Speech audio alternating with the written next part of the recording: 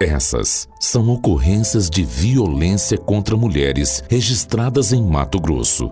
São mulheres reais, sofrimentos reais. Ele estava me agredindo na frente da minha filha, enquanto ela gritava: "Para! Você vai matar mamãe!" Violência contra a mulher. Uma tragédia anunciada.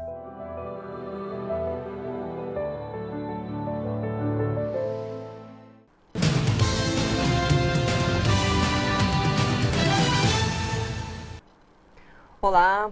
Ontem foi o Dia Nacional da Educação e hoje nós convidamos o presidente do Sintep aqui em Mato Grosso, Valdeir Pereira, para falarmos um pouco sobre a situação aqui no estado, para refletirmos aí sobre essa questão, porque é preocupante, né? Já houve um dia de paralisação.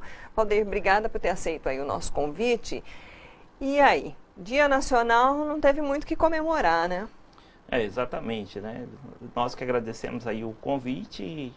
E a educação aqui no Brasil, ela é objeto de muita discussão, né? Então, esse dia que para nós foi uma semana que nós dedicamos à Semana Nacional de Defesa e Promoção da Educação Pública com diversas agendas, né? E aqui no estado nós tivemos, inclusive, um dia de paralisação onde nós tivemos movimentações em mais de 60 municípios aqui. O pessoal se mobilizou, foi para a rua para chamar a atenção do poder público e, ao mesmo tempo, passar a mensagem para a sociedade que a educação precisa ser olhado com uma ótica de prioridade, não do período eleitoral, mas permanente, com investimento, com valorização profissional, com condições de infraestrutura, né, e com condições pedagógicas para que o cidadão, quando coloca o filho na escola, ele saiba que aquele serviço público é um serviço de excelência, de qualidade, que terá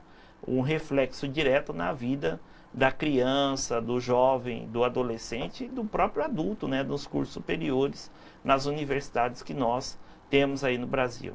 Bom, você falou aí de mobilização em 60 municípios do estado. Como é que está? Vamos começar do interior para cá, né? Como é que está a situação no interior? Você recebe muitos relatos aí?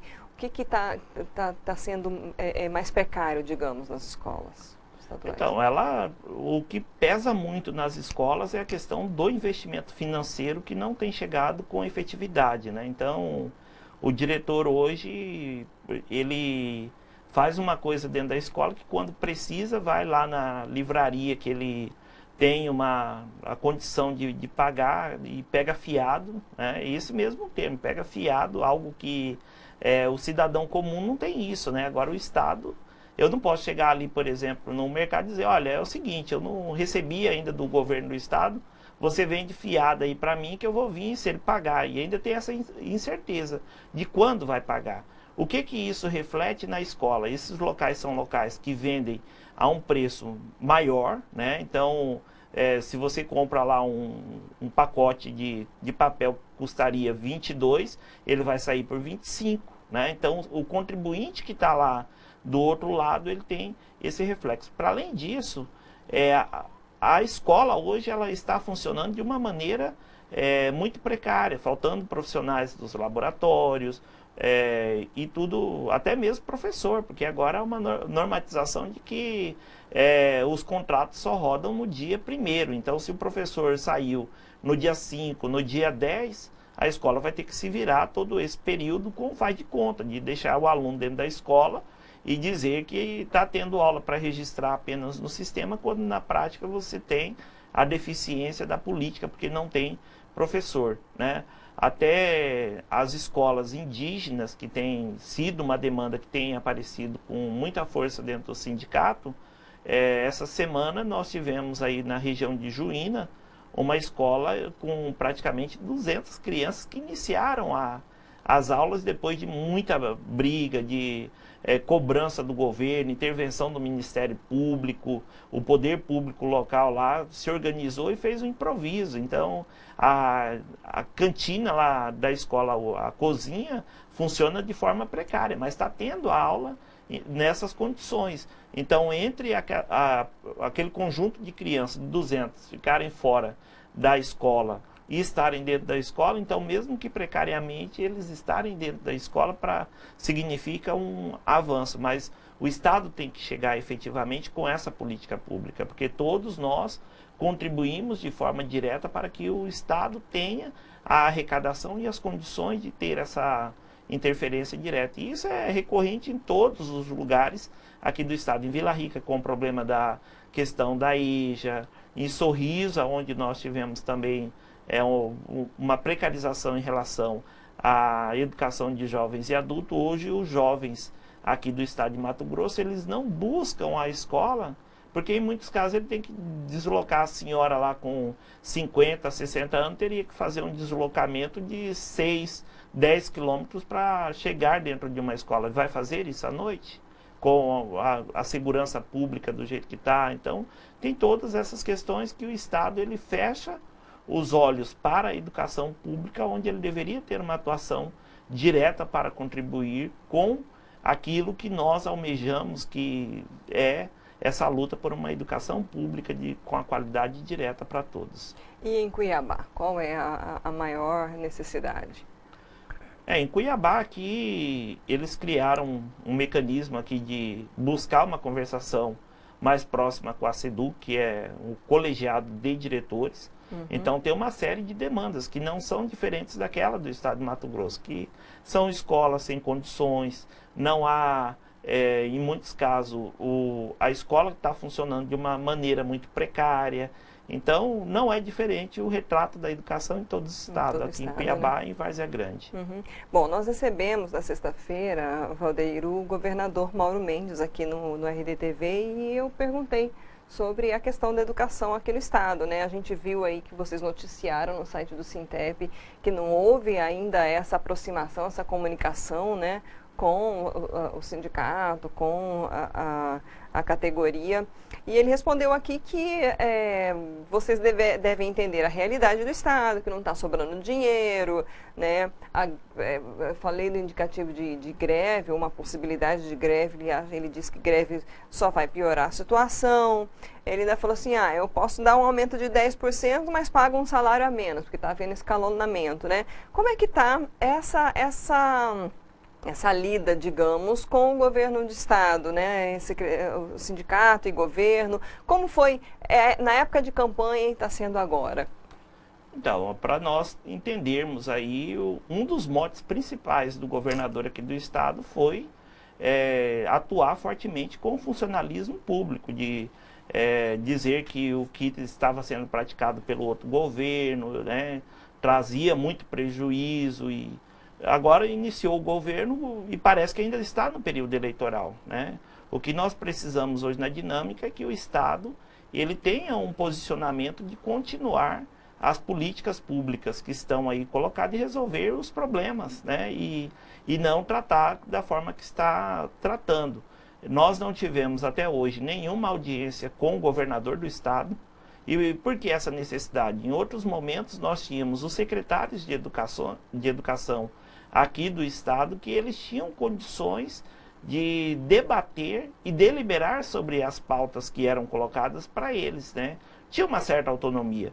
Agora nós temos uma Secretaria de Educação que tem trabalhado desde o dia 1º de janeiro com um PowerPoint para dizer de que há um déficit, que deve muito, que não paga. Então, a gente já sabe até de cor, quando chega a Secretaria de Educação, do que eles vão falar. É um roteiro só, e não tem autonomia para resolver os problemas que são apresentados pela categoria. Nós tivemos a última assembleia, né, que entendeu que nós teríamos que ter uma posição do governo do Estado, cobrar uma audiência, uma vez que a SEDUC não tem autonomia para responder sobre nada. Solicitamos uma audiência com o governo, não há nenhuma posição até agora. Isso nos preocupa porque no dia 20 de maio nós teremos uma nova assembleia da categoria e nós somos um sindicato que tratamos a coisa de uma maneira democrática, que o que vier de encaminhamento das nossas bases nós faremos.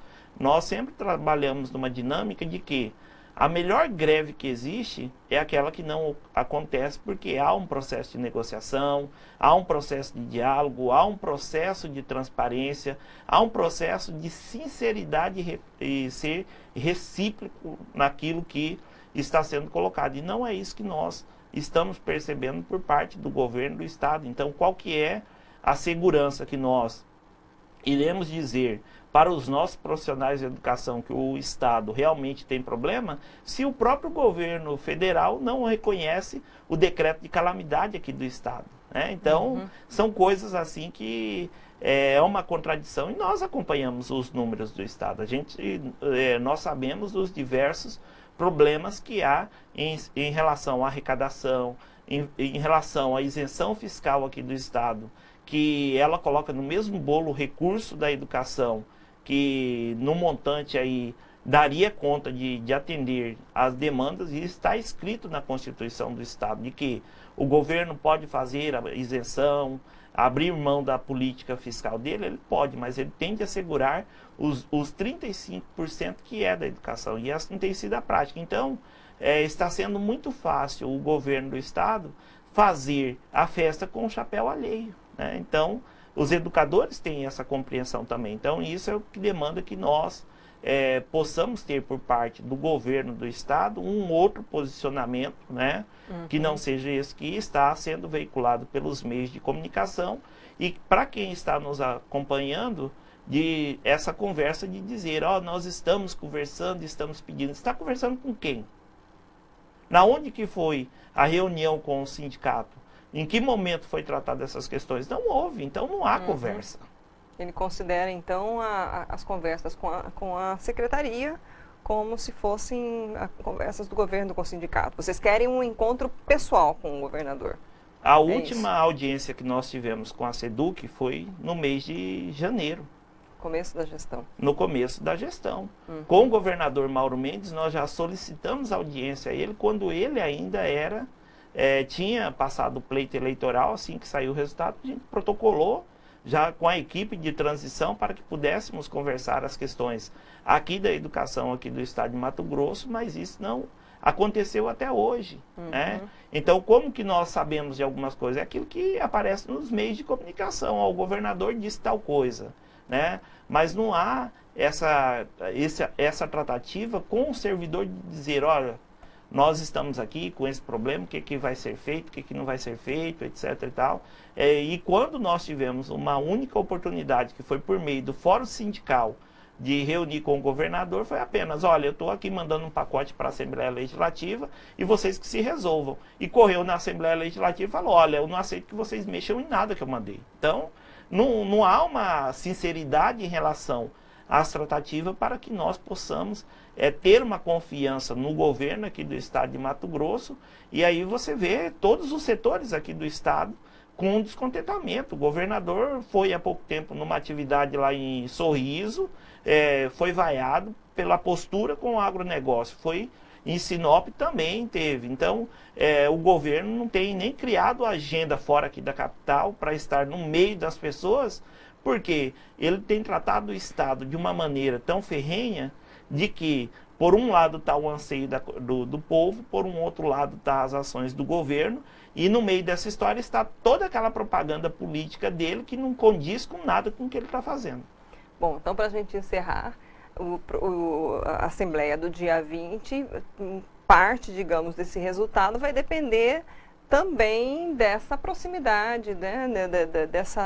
De repente vocês conseguirem essa audiência com o governador e haver aí um diálogo até esse período, e pode ser que até não haja greve, né? É isso que você está... Isso, exatamente. A greve hoje, quem define a greve aqui é o governador do estado, é ele que vai dizer se aqui vai ter greve ou não. E o primeiro passo é esse, de reunir com o sindicato. Se ele não quiser se reunir, ele tem a nossa pauta lá em mãos, que mande um documento oficial dizendo, em relação a essas questões, será assim, responda, assim, né? Os pontos apontando o que será feito. O fato é, o dia 1º de maio entra em vigor a Lei 510, que é uma lei da dobra do poder de compras. Ela já entra em vigência. Então, como que o governo tratará isso, né? Então, quem está lá na ponta quer saber para além disso, nós precisamos das questões do que o governo responda, em que momento ele fará a melhoria das estruturas físicas das unidades escolares, em que momento a Secretaria de Educação aqui do Estado vai resolver os problemas que nós precisamos e dessa forma os educadores terem uma tranquilidade de qual será a política aqui do Estado, uma vez que nem plano estadual de educação nós temos em vigência. Ok, Valdeir, obrigada por ter aceito o nosso convite e a gente vai continuar acompanhando, né? Esperamos que se consiga resolver da melhor forma possível, até para não prejudicar não apenas a categoria, mas especialmente os alunos, né? As famílias que dependem dessas escolas, que querem uma educação de qualidade no nosso estado. Nós que agradecemos e nós reforçamos que nós estamos abertos à conversação com o governo do estado e nós também nos angustia a possibilidade de haver greve, mas se for essa a necessidade para sermos ouvidos pelo governo, nós ouviremos as nossas bases e seguiremos aquilo que for a deliberação dos trabalhadores e das trabalhadoras. Ok, obrigada. Ok, nós que agradecemos. Nós conversamos com Valdeir Pereira, presidente do Sintep em Mato Grosso. Essa entrevista fica disponível na íntegra no nosso canal do YouTube, também nos sites RD News e RD TV. Você pode e deve curtir e compartilhar para que essa informação chegue ao máximo de pessoas possível, principalmente quem está no interior do estado e quiser acompanhar a questão da educação em Mato Grosso. Obrigada pela audiência, até a próxima.